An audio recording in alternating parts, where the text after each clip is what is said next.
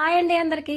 పచ్చి మామిడికాయతోని చేసే కూరల్లో మీకు ఏ కూర అంటే ఇష్టమో కామెంట్ చేసేయండి. ఇప్పుడు వండే కూర అయితే నా ఫేవరెట్ అన్నమాట. అదే మామిడికాయ పచ్చిరొయ్యలు. రొయ్యలు ఎక్కువ వేసుకొని చేసుకుంటే పుల్ల పుల్లగా అయితే చాలా బాగుంటుంది. ఈ కూరని నేను ఎలా చేస్తాననేది అయితే మీతోని చెప్తాను.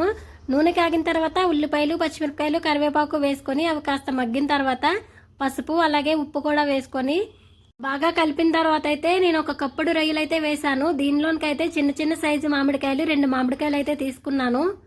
రొయ్యలు కూడా కొద్దిసేపు నూనెలో మగ్గిన తర్వాత అయితే కట్ చేసి పెట్టుకున్న మామిడికాయ ముక్కలు అయితే వేసేసుకోవాలి.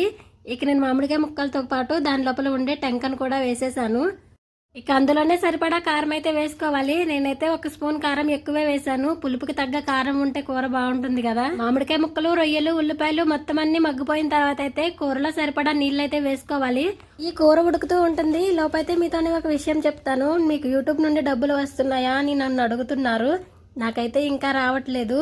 ఛానల్కి ఇంకా మానిటైజేషన్ అయితే అవ్వలేదన్నమాట. టైము వచ్చేసింది, అలాగే సబ్స్క్రైబర్స్ కూడా ఉన్నారనమాట. కానీ మానిటైజేషన్ ఎందుకు అవ్వలేదు అనేది నాకైతే అర్థం కావట్లేదు. ఇక ఇన్ని రోజులు వెయిట్ చేశాను కదా, ఇంకొద్ది రోజులు వెయిట్ చేద్దాంలే అన్నట్టుగా నేను కూడా అంతగా పట్టించుకోవట్లేదు.